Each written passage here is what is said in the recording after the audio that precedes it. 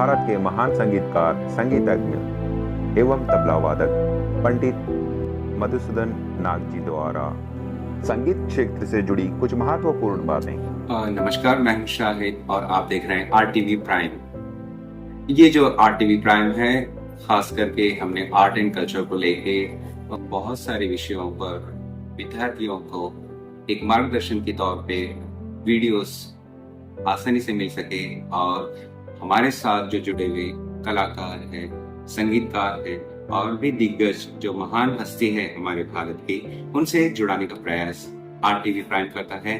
तो इस समय कर्नाटक के गुलबर्गा शहर के गुलबर्गा यूनिवर्सिटी ने एक नेशनल कव्वाली कंपटीशन ऑर्गेनाइज किया था।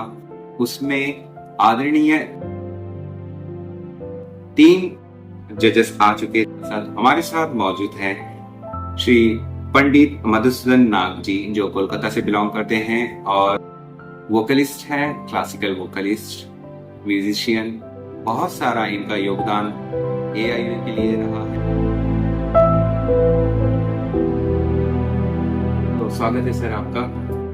तो हमें बहुत अच्छा लगा आप यहाँ पर गुलबर्गा यूनिवर्सिटी में आए और यहाँ पर एसोसिएशन ऑफ इंडियन यूनिवर्सिटी ने आपको एज आदरणीय जजेस के नाम पर यहाँ पर भेजा और आपने इस काम को, इस कार्य को बहुत ही बखूबी निभाया है। और बहुत सारे स्टूडेंट्स के कुछ सवाल जुड़े हुए हैं एआईयू से लेके, कव्वाली कंपटीशन से लेके, और साथ ही साथ तो होता है national youth festival, south zone, east zone, zonal youth festivals होते हैं, इसमें भी आपका बहुत बड़ा योगदान है। और साथ ही संगीत के बारे में, संगीत की दुनिया के बारे में, इस क्षेत्र के बारे में आने वाली जनरेशन, आने वाले स्टूडेंट्स के लिए क्या मार्गदर्शन रहेगा आपका? सबसे पहली बात है, ये कंपटीशन हुआ नेशनल कव्वाली कंपटीशन जी। जिस कंपटीशन को ऑर्गेनाइज करने के लिए हम धन्यवाद कहेंगे एआईयू को, क्योंकि कव्वाली ये नाम तो सब कोई जानते हैं, मगर व्हाट इज कव्वाली ये तो ज्यादातर इंसान नहीं जानते हैं। What is qawwali? हाँ, वो मुस्लिम लोग गाना गाता है, चिल्ला चिल्ला के गला फाड़ते हैं, वो कव्वाली कहा जाता है। अरे नहीं भाई, वो नहीं है। हम हिंदू हैं, हम अपना भगवान को पूजन करने के लिए कीर्तन करते हैं, हम अपना ढंग से कीर्तन करते हैं और ये अपना ढंग से अपना खुदा को बुलाते हैं, निवेदन करते हैं। उसी का तो नाम है कव्वाली। अच्छा है क्या? भगवान की याचना करना, उसको याद करना अलग अलग ढंग में, अलग अलग ढंग में। जी जी जी, उसका एक हाँ साहस रहा है जी। ये जो मैसेज अब हमारा स्टूडेंट्स के माध्यम से पूरा हमारा समाज में फैल रहा है, ये तो बहुत बड़ा शिक्षा, एजुकेशन दिया जा रहा है कि भाई देखो, दिस इज कव्वाली।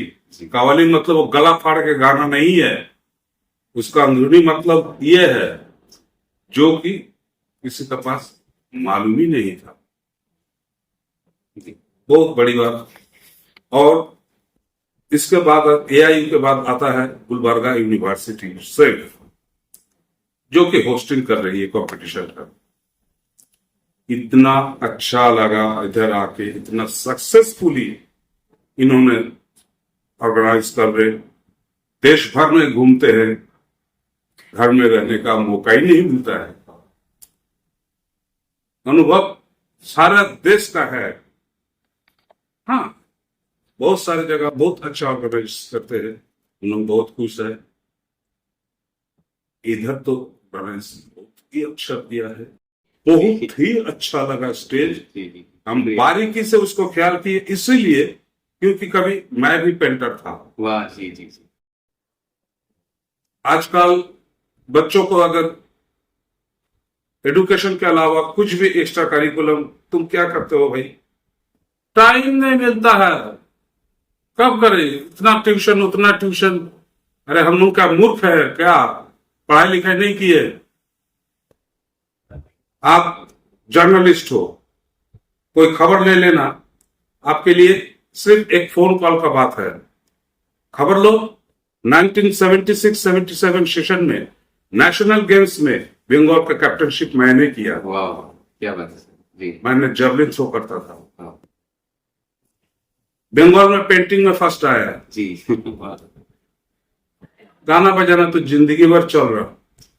कोलकाता में एक्टिंग का वर्कशॉप भी करते हैं, अच्छा, उसका भी नॉलेज हमने गदा किया ऊपर वाला के आशीर्वाद से।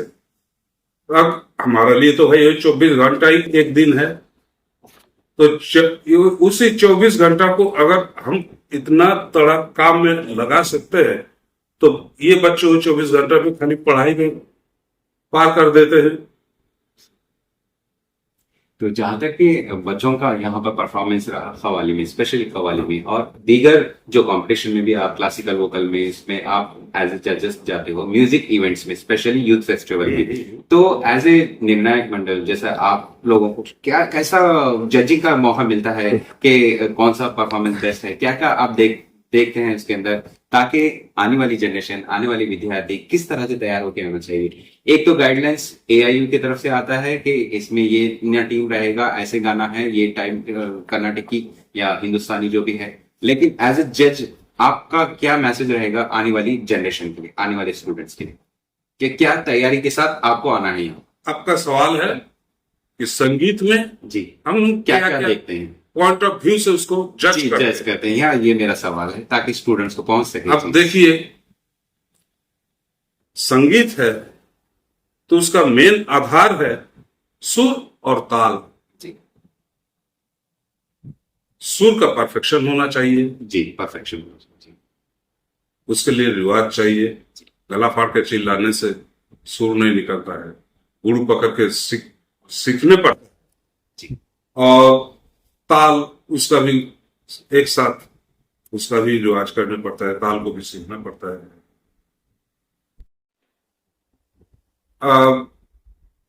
एक एक जगह एक एक किस्म का परफॉर्मेंस सुनने को मिलता है, कोई अच्छा कोई थोड़ा कम, सब तो बराबर नहीं हो सकता है कभी भी।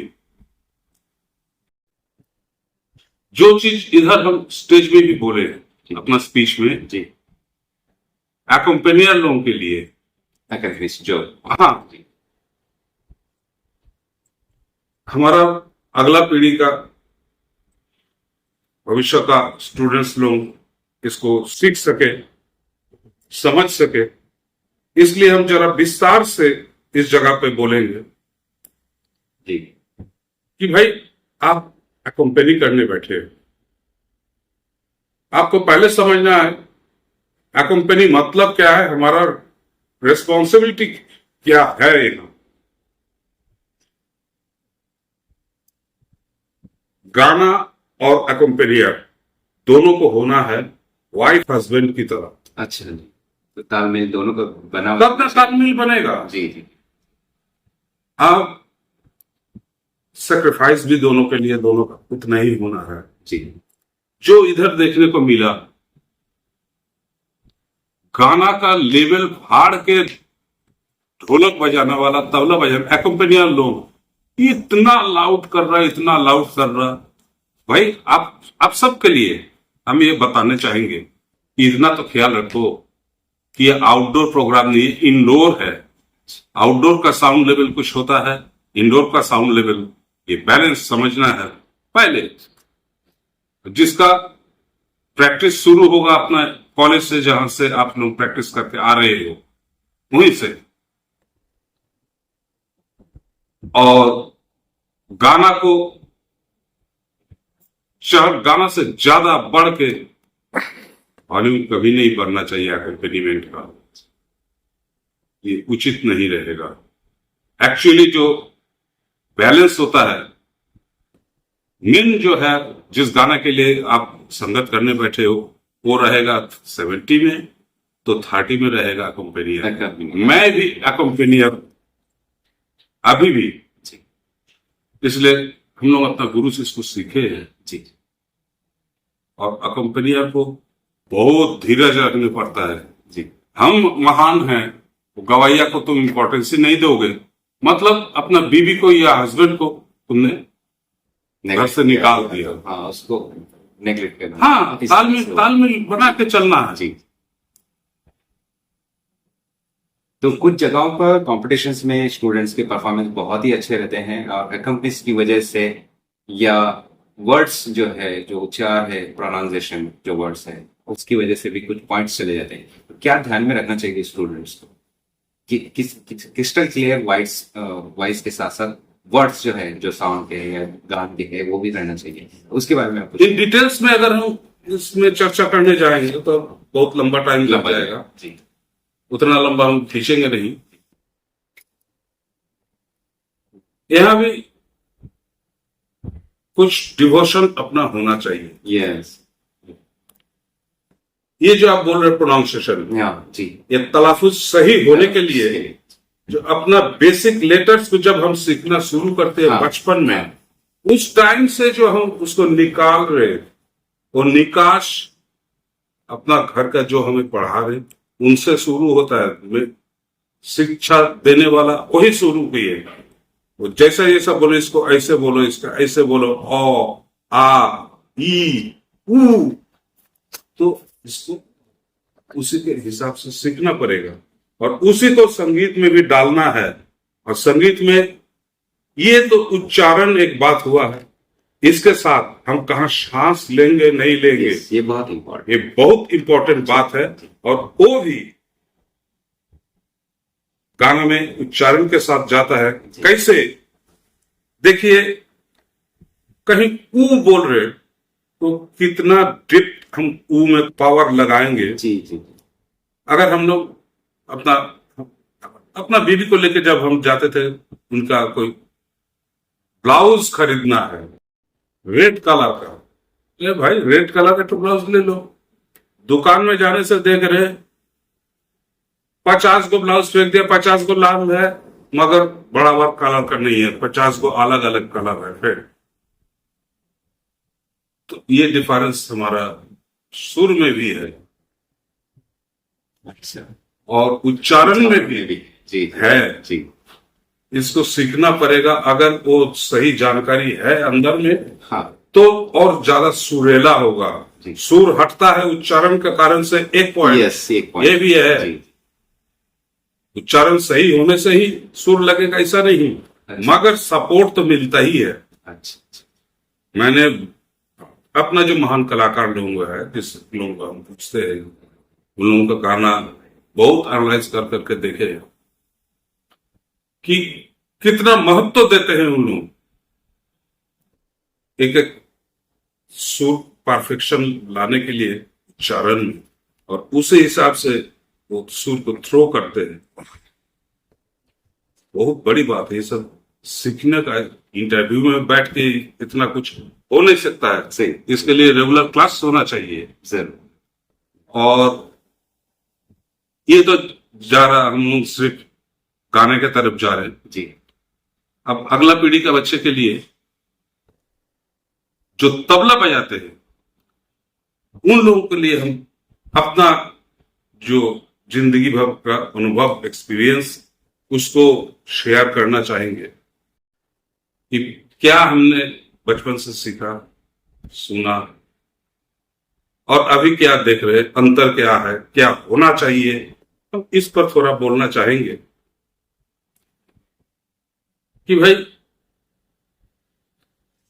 आजकल देखते हैं तबला सब बहुत अच्छा बजा, इतना स्पीड, सबका पास टेक्निक है, गुरु से मिल गया टेक्निक, और इतना भागता है तबला लेके,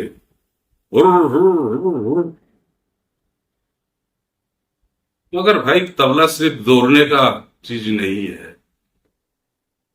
you have to learn fast what is music. Music तो जब सृष्टि होते हैं वो तो है ध्वनि।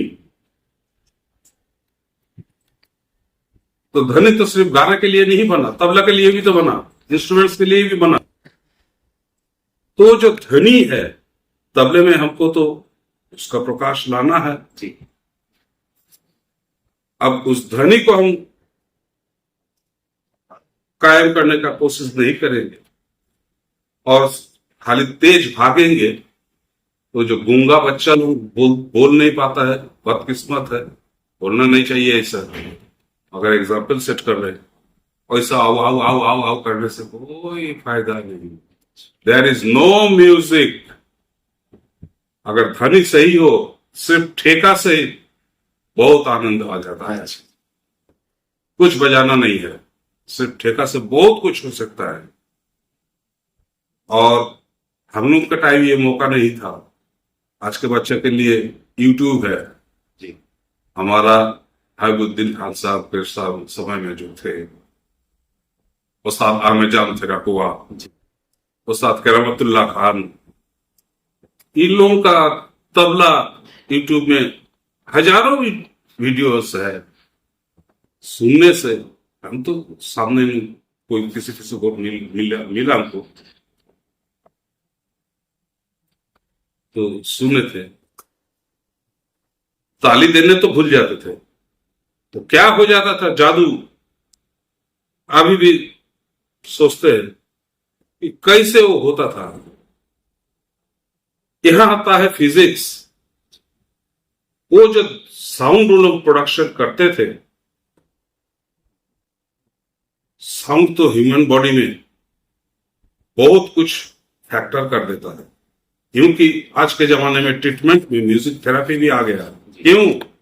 वही साउंड के कारण। तो अगर आपका म्यूजिक, आपका तबला अच्छा करना है तो भाई साउंड को सुधारने का कोशिश करोगे। दूसरी बात आता है तबला। जब तबला आया तो काउंट आएगा। तबला तो है काउंट का चीज।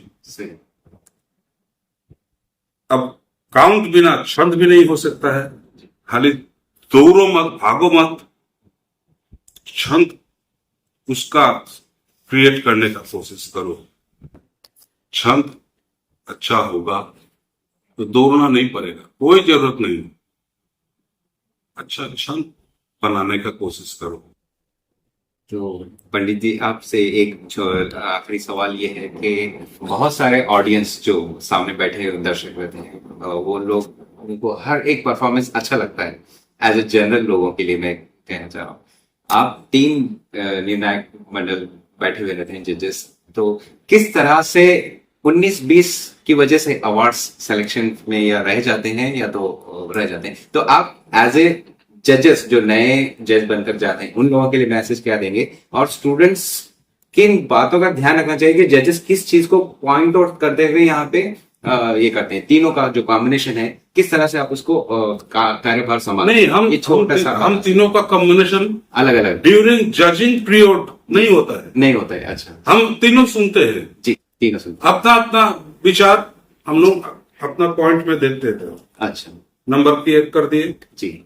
अब फाइनली हम लोग तीनों का नंबर एक साथ जोड़ के जी उसको एवरेज कर देते हैं, डिवाइडेड बाय 3। अच्छा, जो नंबर आया वही नंबर नोट डाउन। तो मतलब आप सुर, ताल, सारी चीजें तीनों लोग ऑब्जर्व करते हैं, उसके बाद नंबर देखा जाता है? या किसी को कोई ताल की तरफ देखेगा, कोई अकम्बलिश की तरफ, कोई बच्चों की तरफ, ऐसा कुछ नहीं है यहाँ पे? जो अपने मन में आया है, जो अच्छा लगता है, सारी चीजों को काउंट किया जाता है, सारी चीजों को। यहाँ जो तीनों बैठते हैं, तीनों काफी काबिलियत लेके बैठते हैं। जी, यस। उनके पास सुर, ताल सब कुछ भरा पूरा है। जी।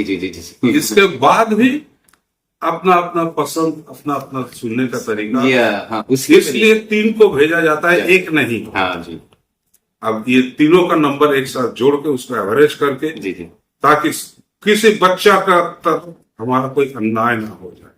सब मेरा अपना बच्चा है, किसी के साथ कोई पार्शियलिटी नहीं होना। जी, ठीक है। एकदम फेयर जजमेंट करने के लिए ये हम लोग का सिस्टम है। कभी कभी कोई जरा ऑब्जेक्शन कर देता है, जी, अरे भाई हम तुमको जानते हैं? नहीं जानते जी, हम तो उतना दूर से आए हैं ना, फिर कभी तुमसे मिलेंगे, तुम तो पास आउट होकर निकल जाओगे। जी। ये तो बहुत बड़ा फैक्टर है यूनिवर्सिटी में जी। कि एक स्टूडेंट को सिखा के एक जगह पे लाया, अब वो अच्छा करेगा तब तक पास आउट हो गया। जी भी मुश्किल आ जाती है बहुत मुश्किल है यूनिवर्सिटी का। स्टूडेंट्स की। जी, तो आपके साथ हमारा तो कोई दुश्मनी बन ही नहीं सकता है, सही। तो हम क्यों आपका नंबर घटाएंगे भाई? सही। जी बच्चों लोगों के लिए तो हम लोग आते हैं, जी और कुछ नहीं। इधर जो आने से सबका साथ मिलना, प्यार बांटना, और एक जगह आए, नया जगह आए, बहुत सम्मान मिलता है। जी यही सब कारण से हम लोग आते हैं। और यूथ फेस्ट है किसके लिए? तो है ही बच्चों के लिए। जी युवाओं के लिए। हाँ, यूथ को इनकरेज करने के लिए हम लोग आते हैं। जी और कोई बच्चा आज तक कोई सवाल हमसे पूछा है कि सर इसको जरा बता दीजिए, सर ये कैसे होगा, कोई बच्चा सामने खड़ा होकर बोल दे कि हम उसको जवाब नहीं दिए, नहीं सिखाए? सबको हम सिखाते हैं, वाह। क्योंकि वो बच्चे के लिए तो हम आते हैं। जी जी हम जो कर रहे आज चर्चा कर रहे, अगर वो बच्चा के पास वो हम देकर जाएंगे, तभी तो वो गाड़ी चलते रहेगा पीढ़ी दर पीढ़ी, नहीं तो गाड़ी तो रुक जाएगा। तो हम क्या दिए म्यूजिक को? हम तो म्यूजिक से ले लिए, यहां बैठे हुए आप इंटरव्यू ले रहे म्यूजिक के कारण। हम क्या दिए म्यूजिक को? यही दे सकते हैं कि चल सके, जो सारा जिंदगी में जो एक्सपीरियंस गदर किए, तालीम हासिल किए, बच्चों में बांट देते हैं। यही हम इस संगीत को दे रहे हैं। हमको जो समझ में आया, भैरव कवि का एक प्रकार है जिसमें एक नाम है बैरागी भैरव। वो तो भैरव का जो कॉमन रे है उससे भी नीचे है। तो एक कॉमन रे का तो भाग बंटवारा हो गया है, ये सबको गले में लाने पड़ते। ये सब सर में है इसका प्रकाश, मगर आजकल कोई इतना डीपली सोच के रिवाज नहीं करते। गुरु लोगों को हम अनुरोध करेंगे, अपील रखेंगे कि आप लोग जब सिखा रहे हैं अपने बच्चों को, अपना बच्चा समझ के उसको जबरदस्ती ये नॉलेज दीजिए, हासिल करने में मजबूर कर दीजिए कि तुमको समझना पड़ेगा, तुमको अपना गला से इसको निकालना पड़ेगा, उतना रिवाज करना पड़ेगा।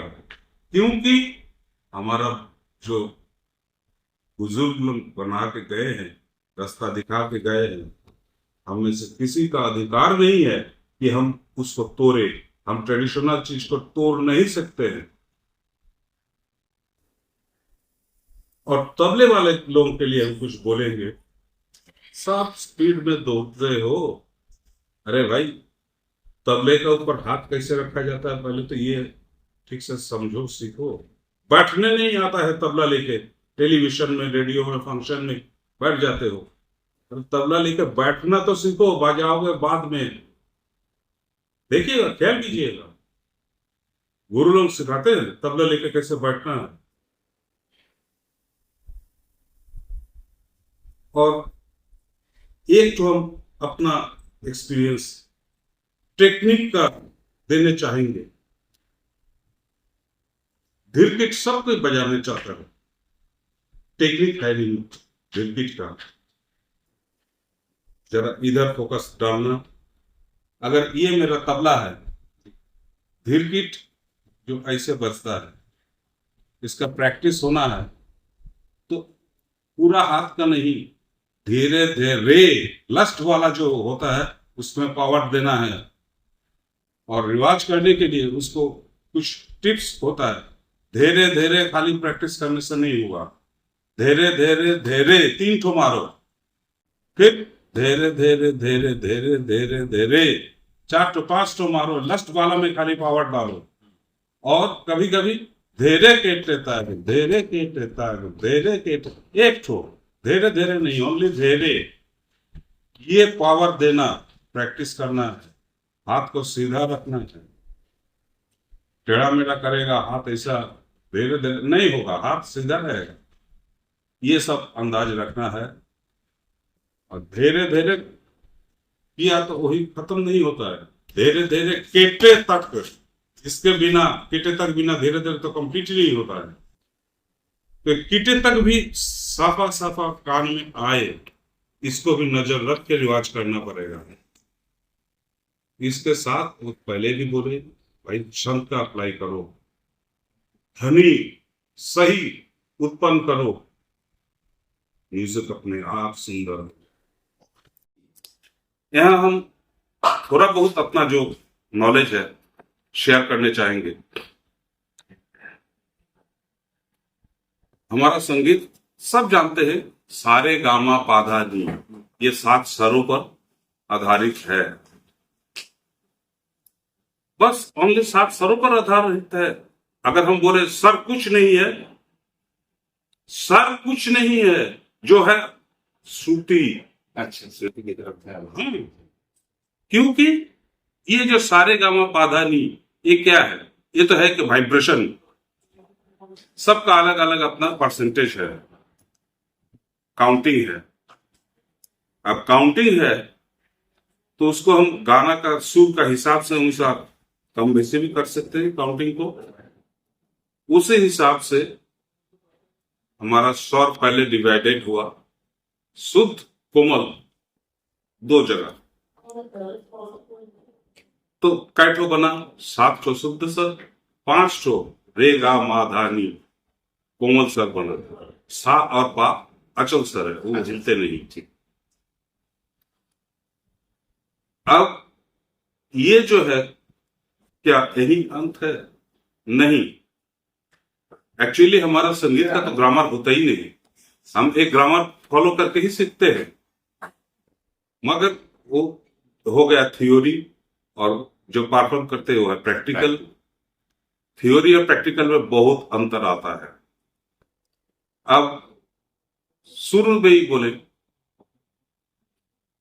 सा, इसके बाद रे, कोमल रे, कोमल रे आता है सा के बाद दूसरी स्वर। कोमल रे का कई प्रकार है। हम देखते हैं सुबह का राग में भी कोमल रे लगते हैं, रात का राग में, शाम का राग में, इवनिंग का राग में कोमल रे लगते हैं। तो क्या वो एक ही कोमल रे रहेगा? यही आते हैं बात कि कितना वाइब्रेशन हम काम में लगाएंगे। तो इसमें देखा गया सुबह का जो है राग, ये अपना अनुभव हमने बता रहे, पंडित लोग विचार कीजिएगा अपना अपना। प्रिय दर्शक, ये थे हमारे साथ पंडित मधुसूदन नाग जी, जिन्होंने बहुत ही महत्वपूर्ण वाली बातें विद्यार्थियों के लिए, आने वाली जनरेशन के लिए बताया है। तो इस तरह के छोटे छोटे प्रयास हम बड़े बड़े कलाकारों को लेकर आप तक पहुंचाने की कोशिश करेंगे। मिलते हैं अगले वीडियो में, तब तक के लिए धन्यवाद। This channel is dedicated to only art and culture. So you want more updates like this? Then all you need to do is subscribe to Art TV Prime channel